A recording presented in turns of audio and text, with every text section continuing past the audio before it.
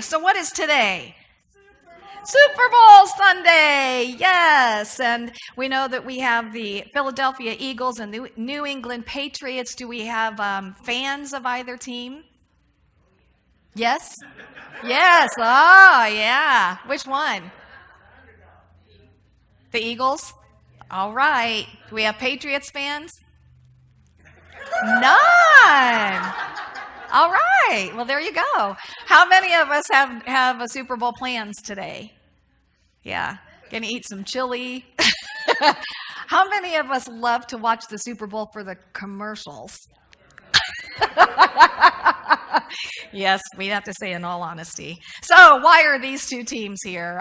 Is it because they're the best? Is it because there was some luck involved? Did they work hard? Was there practice? And, obviously it's all of the above is why these two teams are here. And I was thinking about how our lives are a lot like the Super Bowl, and that there's always, there's ways that we can increase our chances of quote unquote winning at life. Now, I will tell you, I'm no expert on football by any stretch of the imagination, but I do know that today there's going to be two teams playing each other, and there's going to be the offense and the defense. And I did have Paul tell me the different positions yesterday and what they did, and I'm not going to share that with you. But what I do know is that the defense is going to do anything that they can to sack that quarterback and to make sure that the offense does not get that ball down and score. And I thought about, how oftentimes in life that we feel like life is pushing against us, that we feel like there's some big obstacles as we're trying to move forward that are kind of pushing back at us. And sometimes even we feel like we've been knocked down. Ever been there? Anybody? Yeah, I think we all have. So when we've probably all used that term, take one step forward and two steps back. And so what do we need to do? Well, we need to get our offense strong. And in particular, we need to get our quarterback strong on this. So we're playing with a team, this game of life. And I want to say, first of all, that the most important member of our team by far is God, is Spirit, is divine mind. And the reason that I say this is I think we need to be reminded of this over and over again, because our tendency is to just get out there in life and forget that we're not doing this alone. And we forget, and so we try to make life happen in a certain way. And how successful are we at that when we try just of our own volition to just make things and maneuver things and manipulate things to work? Does that work very well for most of us? Probably not, I'm going to say. So the most important member of our team is Spirit. And it's remembering, what our great master said, the kingdom of God is here. The kingdom of God is at hand. And our scripture tells us today that Christ essence, it's here in us. We are it expressing. And this is the first place that is so important for us to focus, is remembering that all the power that God is, all the knowledge, the wisdom, all that God is right here for me in this moment and every single moment of my life. So that's the first and most important aspect of our team. But then we have, so God is like the coach on the sidelines, and the coach is calling out the plays. As a general rule, the coach is calling out the plays. But then we have the quarterback. And the quarterback is there to let the team know, hey, this is the play we're going to do, and encourage the team. But what if the quarterback just decided, hey, guys, I don't really feel like getting sacked. I don't really want to take that chance. So I'm just gonna give the ball to you and you run it. However, I really get it too. If those guys are big on that other team, if you just want to take a knee and fall before they get to you, that would be okay too. How would the game go? Yeah. The idea here is that all the players on the team, they know what they are to do. They've practiced it over and over. They each have their own thing that they do to create a successful team and to, get to the place where they're in the Super Bowl. And so the quarterback today is representing our power of our will. in the book called More Power to You by Charles Roth. He says that the chief executive officer, the prime minister of our mind, is the faculty of will. It says go, it gives the order for action, and if we're going to rule our mind, we're going to have to educate our will. We're going to have to educate the power of our will. He says all power flows from God, the universal sense of being, through our individual sense of I am. But, and here's where the rub comes in, that power is expressed through the will, and this faculty can be incompetent, ill-informed, and inefficient. How many times has our willpower not exactly moved us in the direction that we really wanted to go? Yes, we've all had that. Okay, so here's the cool thing, is that, so we have on our team God, and then we have the quarterback, which is our will. But what Charles Roth tells us is that there's 5 quote-unquote department heads that work with the will. And it's important for us to know what these department heads are and how to educate these department heads. They are desire, research, decision, affirmation, and planning. So, let me go over here. Okay, so we start with the desire department. And this is a big one for us to really look at the desire department. Because if we, I'm went someplace else. Hold on a second while I get my notes in order here before I get ahead of myself. Okay. He says the problem with an action that we take that hasn't been wise or beneficial to us, oftentimes we look at that as being a weak will. But he said it's not a matter of our will being weak. It's a matter that our teammates haven't been really well informed, or they're not living up to what they need to be doing in order for our will to be at its strongest. So I'm going to share with you the example that he uses. How many of us have ever tried a diet? This is probably pretty much a universal thing, right? Probably everybody at some point has tried a diet. So I'm going to share this example. He says, dieting seems to be a very common challenge. Diet books are bestsellers. Nationwide organizations for people seeking weight control methods are popular. John and Mary Doe are overweight and they aren't happy about it. They both have read books on dieting and have memorized just how many calories different foods have. John and Mary go into a restaurant and order a huge lasagna. And to top that off, they order a rich, yummy, delicious, decadent dessert. I added some words in there. And in their kingdom of mind, the prime minister said, I will to order lasagna and dessert. This was a poor decision on the part of the prime minister. It could only lead to finding more storage space in the already bulging warehouses of their bodies. I thought that was comical how he put that. Why did they will to do it? It wasn't so much that the will was weak, as they usually say, or even that the decision was an automatic subconscious computer response. There was an adequate interval to make a right response. In this case, as in many cases, the prime minister, the will, was poorly informed by his department heads.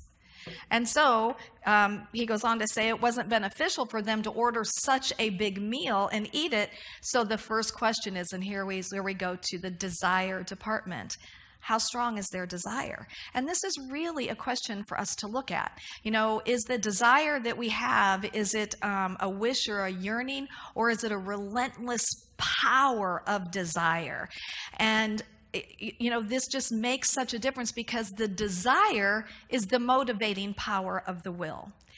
And so he had us look at it 2 ways. He said one of the ways that this could be looked at is to look at, if I continue to feed my body in this way, what are the consequences down the road of that?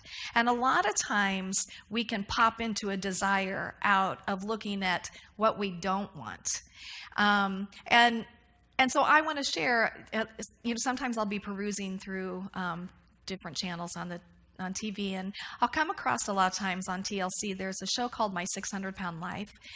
And I love watching this show because I have such compassion for what people go through.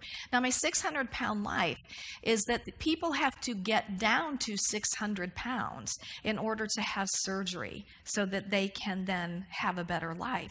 And so we're talking about people who are over 600 pounds. And recently I was watching an episode where this guy was 750 pounds. He was in his mid-40s, and he had been bedridden for 2 years. He got a hold of this doctor, and he thought that he had his desire. And so the doctor told him, he needed to lose a certain amount of weight in 2 months. He didn't make it. The doctor went back and said, you're not being truthful with yourself about what you're eating, and you need to lose this much weight in like 3 months. Well, this thing went on for 11 months. And after 11 months, he had gained 100 pounds. He was up to 850 pounds. And so finally, it got to the point because the desire for the food was greater than his desire to get healthy and to get out of bed. At the end of this show, the doctor said, "I'm done. I can't help you because you're not helping yourself." The great thing was that that's what kicked him into gear, is that he got it finally. And the doctor, and he actually had heart failure during this time. The doctor told him, "You will die within a year." I mean, all that stuff didn't motivate him. But when this doctor said, "I'm done, and there's nothing else I can do for you," that was the something that kicked in his desire, and he started to get honest with himself and work towards things. So sometimes it takes something big for that desire to kick in. The other way that we can really get to that desire is to think about what the end result. And to really think about, insofar as what we want, what we're working towards. And if we're working towards a healthier body, what does that look like? What does that feel like? What am I going to be able to do? And we'll talk about this more in another department head there. Okay, the next department head is research. And what this is what's involved with this goal that I am considering. Is it even possible at this point? And it tickled me again because he said, in Unity, we're really good about charging forward, saying, with God, all things are possible. And that's true. With God, all things are possible. But we don't always stop and look at what exactly is going to go into reaching this goal. And is it something that is actually feasible for me to be doing in the way that I think that I'm going to be doing it? And really where I see this happen a lot is in New Year's resolutions, where, we're all like excited at the beginning of the year, and we join a gym and we say to ourselves, "I'm going to go every day of the week." And then, we go on a diet and we say, "And I'm not going to eat sugar for 3 months." And, it's like it's a lofty goal, and we're excited because we want to be healthier, but we haven't really researched, is this really feasible? And what we want to do is we want to set ourselves up for success. And so when we look at that and we step back and we say, now really and truly, am I going to, not only am I going to really go to the gym every day, am I going to go to the gym? Should I really be paying a monthly fee on this? But then to make it something that we can be successful at. And if we say, yes, I'm going to go to the gym and I'm going to go twice a week, and set ourselves up for success in that way. Okay, the next thing is the decision department, and this is where we weigh the cost. And I remember a long time ago kind of learning more about this, weighing the cost of things, because anything we do, there is a cost to it. We just don't normally think about it. So, we're in love, we're going to get married, and the cost to that is I'm no longer single. I'm not going to be living by myself. My life isn't just going to be my own. We don't think about that because it's a positive thing. I'm going to write a book in a year, and the cost of that is I'm going to give up some of my free time that I would be doing other things in order to write this book. So it's important for us to look at what the cost is and to say, is this something, again, that's feasible for me? And if it's not, how can I set myself up for success? And I'm going to use the example of, because I know a few people who have told me that they have sugar addictions. And So they're like, I'm just going to quit eating sugar, and I'm going to quit eating sugar, for 3 months. And it's a great goal, but they love sugar. And so normally seen is that, they may go a month or two or something, but the moment sugar gets in their mouth, it doesn't end. Because the cost was too much. What they had to give up was too much. And so again, it's just looking at that and saying, what would be a goal that would move me towards success in this? And it's just finding other ways to get your sweet tooth, finding other ways so that you're just setting yourself up for success. And for me, this just helps to stay aware so we can keep moving forward. The next department is the affirmation department, and he says this is where the die is cast. We achieve with God's help. I am achieving this. Now, this is a thing that we need to remember about affirmations and visualizations. We get Gaiam TV, and so we were watching Greg Braden the other night, and he was just reminding us once again that an affirmation is something that we bring to the present moment, and we see it, we feel it, we touch it, we taste it, we hear it. We bring everything into that affirmation. And so we're not putting it out there. So the universe is responding to whatever we're saying. So if we're saying, I am getting healthier. Now, how do I say that? The idea here is we don't want to put it out away from us, because the universe says, yeah, that's something that's out away from you. We want to bring it into the present moment. And so we're going to use the power of our words, our spoken words. We're going to use the power of our visualization, and we're going to go to the end result. And we're going to see ourselves as we really desire to be. And you can do this on a daily basis. Today I see myself as making great choices. I'm so grateful for the choices that I'm making today that are leading me to a healthier way of life. And we see ourselves literally feel it, taste it, touch it, hear it. So we bring that energy, and it literally is a vibration. And the universe, again, it's responding to that. So again, we bring that to the present moment. And then we have the planning department. And he said, if our plan is to wake up with full energy instead of dragging ourselves around, we must plan in our subconscious mind the night before that we're going to wake up feeling great. How many of us will wake up in the middle of the night and then, man, we're going down the road of poor me. I'm going to be so tired tomorrow. I'm not going to have any energy. And how do we wake up? The power of our mind is phenomenal. And we have just as much opportunity in those moments to plan and to say, I am plugged in to the greatest energy source there is. And I know that when I wake up in the morning, I'm going to feel dynamic. I am going to be ready for my day, and I'm going to have energy all day long. Now, of these two, which is going to give you the best experience? I'm going to have great energy, and it's all a matter of what I've planned for. And we want to make excuses, but I'm going to tell you guys, and I'm the first one to say, I don't always plan for success. I forget to plan for success. But when I do, it always makes a difference in a positive way. And we are here to be the masters of our mind. We are to rule over this kingdom of our thoughts. And we just have to take control of that and make a plan. And he said, and not only that, we have this goal, and of course you can make plans to reach the goal, but I really like how he says, make a plan every day. At night, make a plan for your next day. Just in your mind, tomorrow I'm going to plan to get up, and I'm going to eat a healthy breakfast, and I'm going to plan to go for a walk tomorrow. Because here's the thing. When we don't make plans in our humanness, does your day sometimes just get away from you? And then at the end of the day, you're like, oh man, I forgot, I was going to go for a walk today, or I was going to meditate. But if we make a plan, we're more likely, again, all this is about is setting ourselves up for success. Setting ourselves up for success. And we can do that. Okay, so here's the thing. What we do know, even the best laid plans, sometimes life happens, right? Things come up, old habits come up. So I have a few more things to share with you. The first one is don't be like the elephant.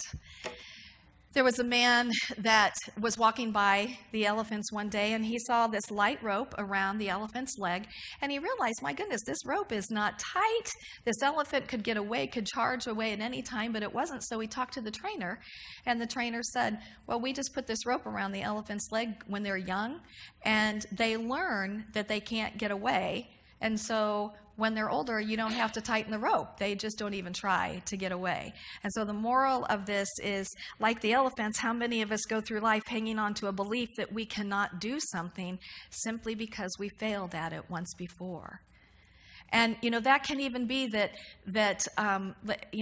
maybe like when I went to the store yesterday and they just happened to have boxes of yummy chocolates, buy one, get one free.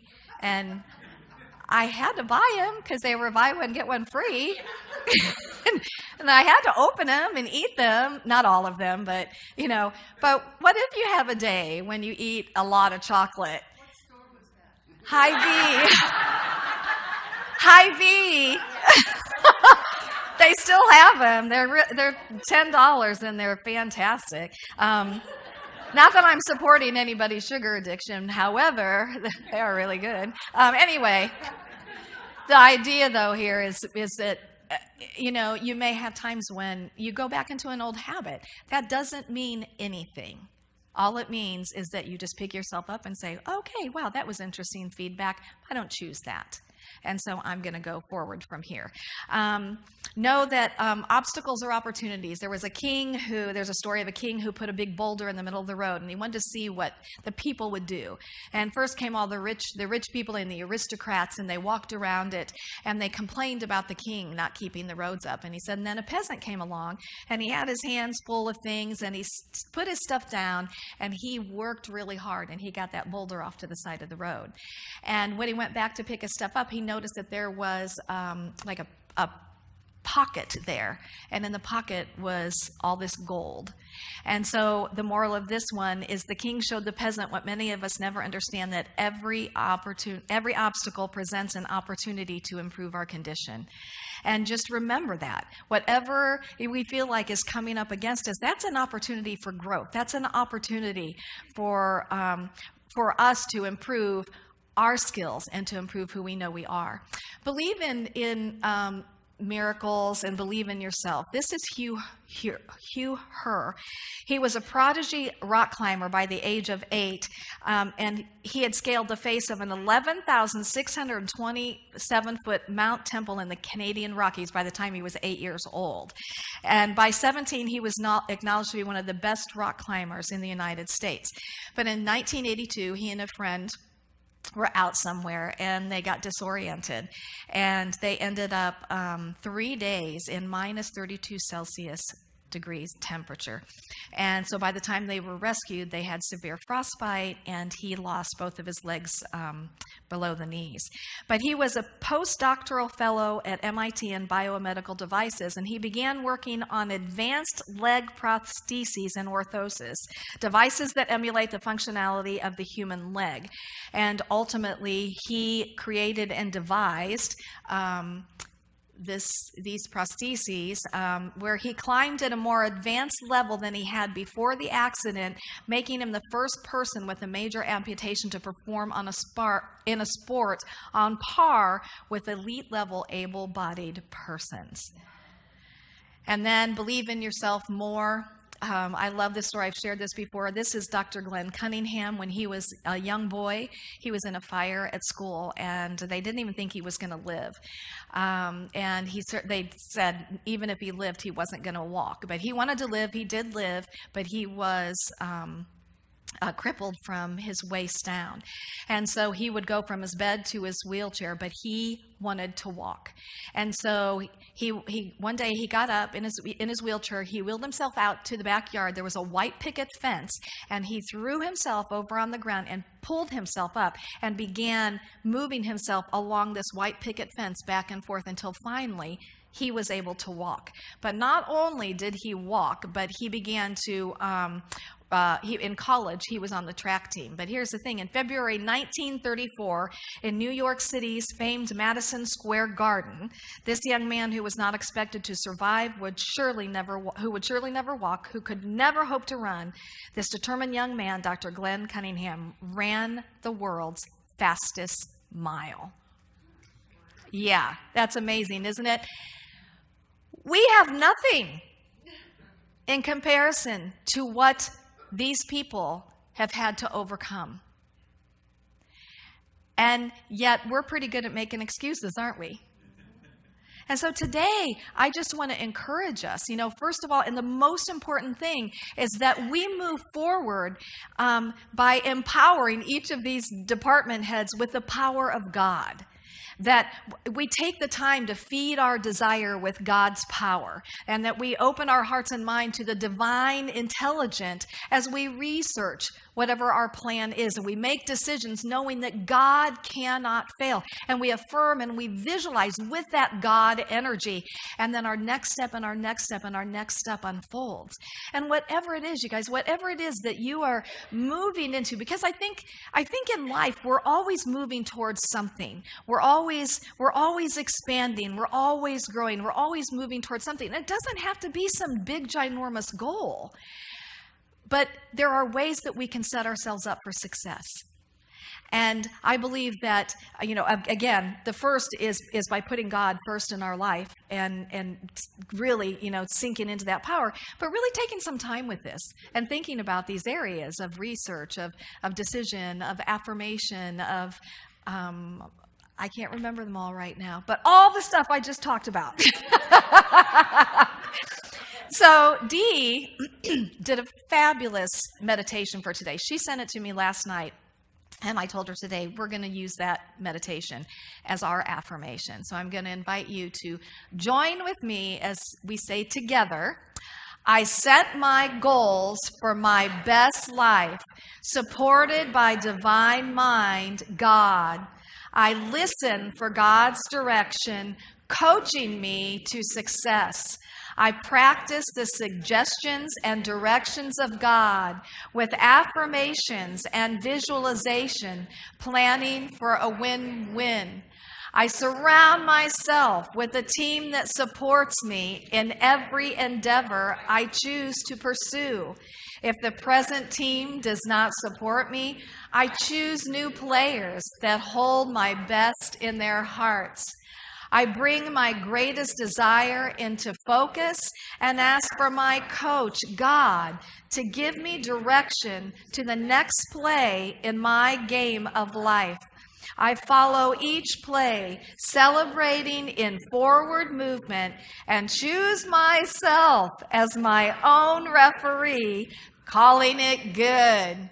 In meditation, I listen for direction from my coach, whom I call God, with intention and determination to trust that whatever the outcome, it is a perfect touchdown. And so it is, and so it shall be. Namaste. Happy Super Bowl day.